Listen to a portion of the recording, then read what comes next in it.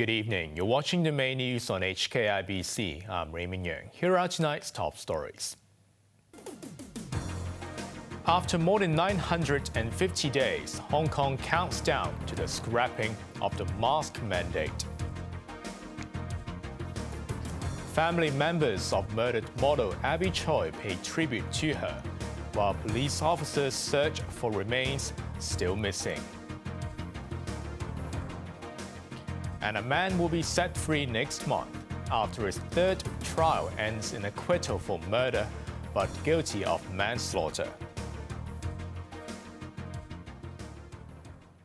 Hong Kong returns to normality tomorrow with the lifting of the mask mandate, which came into force 958 days ago in the battle against COVID. The city is one of the last places in the world to get rid of masks. Janice Low reports. Hong Kong's COVID era is finally coming to an end.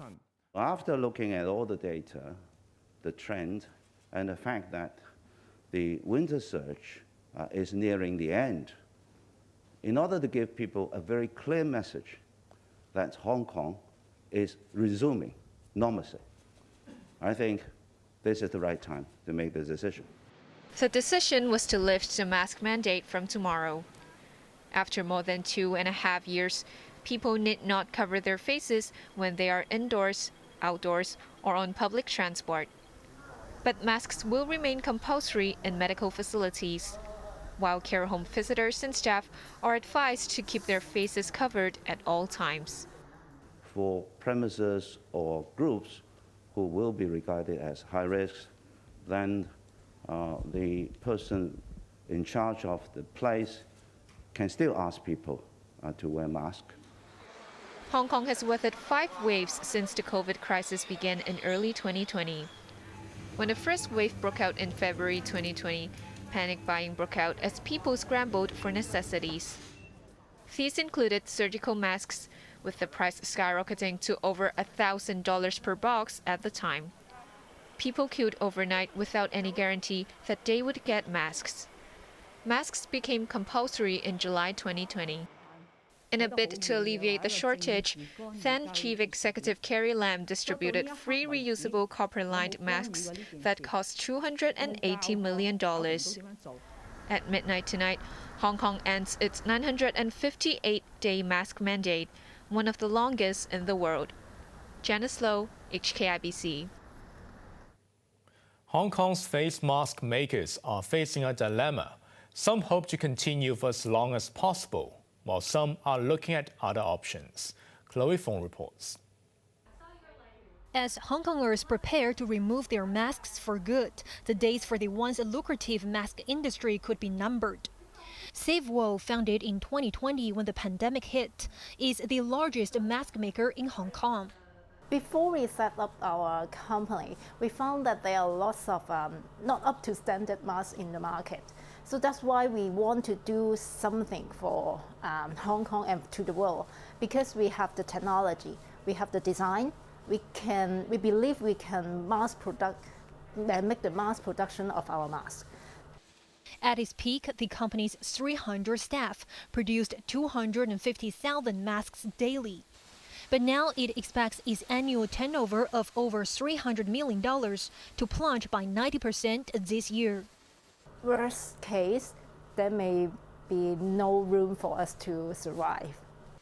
SaveWo is one of about 20 mask factories still operating in Hong Kong. In 2020, there were over 200 factories and brands. The chairwoman of the Hong Kong Mask and PPE organization expects the number to dwindle to a dozen as factories switch to other products.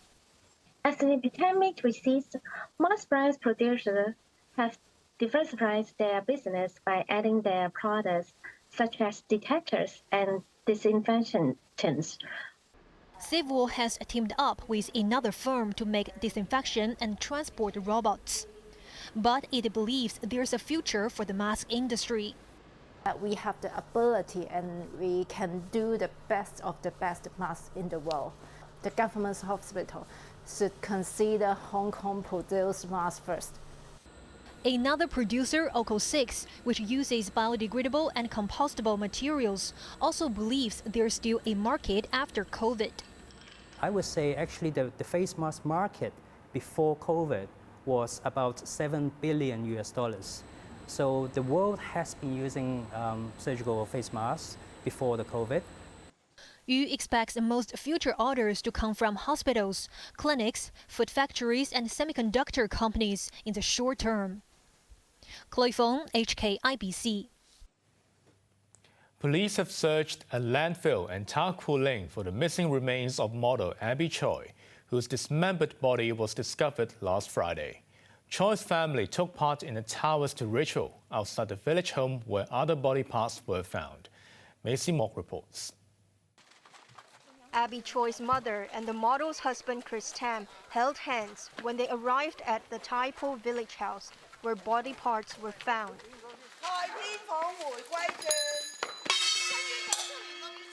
The house in Long Mei village remains sealed off. People paid tribute to the 28-year-old victim by performing a Taoist ritual behind the police cordon. Tam burnt incense and bowed, as did his mother, Choi's mother, and other relatives.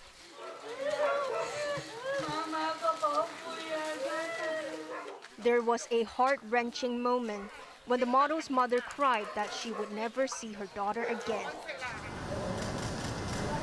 Choi's relatives had earlier visited the Fushan Public Mortuary to identify her. As relatives mourned, dozens of police officers combed through the Northeast New Territories landfill for Choi's arms and other body parts that are still missing. Security footage showed a suspect dumping bags, which police believe could contain important evidence. Rubbish collectors said the bags were taken to the landfill in Ta Ling. Superintendent Alan Chong said the discarded bags could contain other body remains, Choi's clothes and mobile phone, and the murder weapon. The search will continue for 2 or 3 days. The victim's skull, legs, and several ribs were found in the Tai Po house. Choi's former husband Alex Kwong, his father, and older brother have been charged with murder. Kwong's mother is accused of perverting the course of justice. They were remanded in custody and will appear in court in May. Maisie Mock, HKIBC. While officers searched the landfill, Abby Choi's husband made his second court appearance in as many days, this time on theft charges. Alex Kwong is accused of stealing necklaces, bracelets, and gold ornaments from 7 people between May 2013 and January 2015. He had pleaded guilty but absconded before his trial. An arrest warrant was issued and his bail money was confiscated. Kwong was arrested in Tung Chung on Saturday in connection with the murder of his former wife.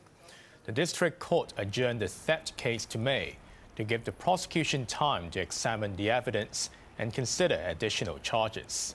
Kwong remains in custody. A securities firm director will walk free from prison next month, despite being convicted of manslaughter. Ivan Chan was found guilty of murder in 2015 after his mistress disappeared from her Kowloon Bay home 4 years ago. It was the first time in Hong Kong that a person was convicted of murder without a body, confession, or forensic evidence. Chan's conviction was quashed on appeal, but a second trial returned the same result.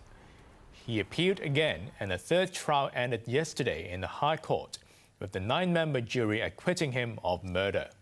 Instead, they believed Chan accidentally killed his lover under provocation. He was sentenced today to 9.5 years, which is roughly the same time he has spent in remand.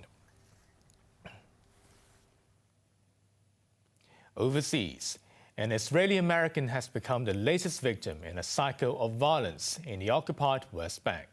Tension also increased after Israel said settlement construction will continue, just hours after agreeing to a short freeze. Azam Khan reports. Violence has continued with an Israeli-American motorist killed in a suspected Palestinian attack near the occupied West Bank town of Jericho. This came after Jewish settlers ran riot through the Palestinian town of Huwara and nearby villages on Sunday, burning homes and cars and killing a Palestinian man. The rampage followed an attack in which a Palestinian shot and killed 2 Israeli settlers. Israel has rushed more troops to the West Bank. Washington expressed concern over the latest violence, which came as Palestinian and Israeli officials, meeting in Aqaba, had pledged to strive for peace, and Israel made a concession on settlements. The United States and our regional partners will continue to work with the parties to advance the commitments made in Aqaba, and in the meantime, we call on everyone to refrain from actions and rhetoric that further inflame tensions. The Israelis agreed not to discuss any new settlements for at least 4 months, and not to discuss authorization of any new outposts for at least 6 months. But hours after the joint communique, Israeli Prime Minister Benjamin Netanyahu said there will be no freeze on settlements. The international community deems the settlements illegal. Azam Khan, HKIBC. A vigil has been held in the southern Italian city of Crenote for dozens of migrants who drowned when their wooden boat sank. Flowers were laid outside a makeshift mortuary. Relatives were asked to provide descriptions and photos to help identification. At least 64 migrants, including 12 children, are confirmed dead, but many more are still missing. About 80 people survived after the vessel broke apart and sank when it crashed into reefs off the Calabrian coast. The boat had set sail from Turkey carrying about 200 people fleeing dire conditions in Afghanistan, Pakistan, Somalia, and Syria.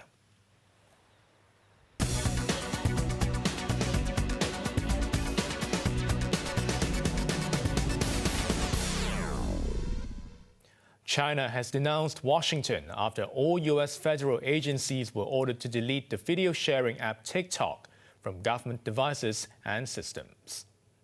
The White House gave the departments 30 days to comply. Canada, the European Union, and Taiwan have implemented similar measures, citing security concerns. Beijing-based ByteDance, which owns TikTok, denied that the app is used for spying. Foreign Ministry spokeswoman Mao Ning accused Washington of targeting foreign companies by exaggerating national security fears. Urban employment on the mainland has dropped for the first time in 6 decades. The number of urban jobs last year fell by 8.4 million to 459 million.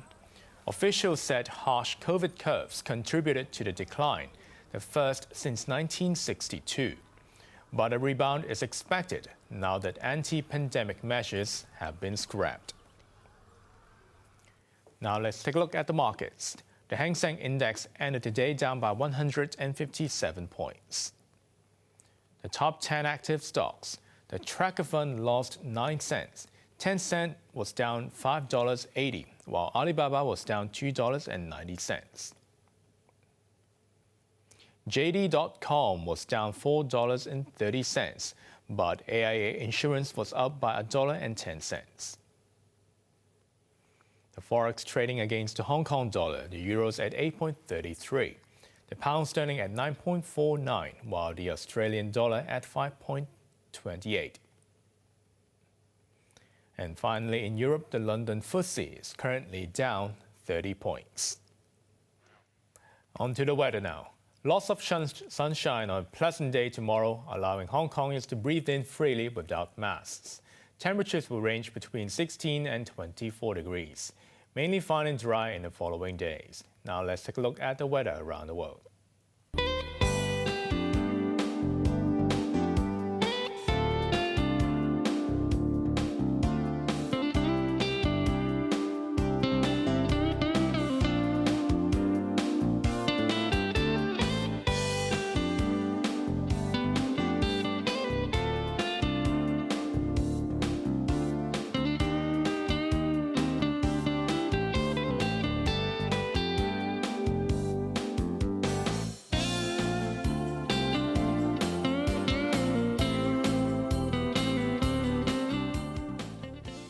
That's our main news for Tuesday night. Join us for more news at 11. I'm Raymond Yeung. Good night.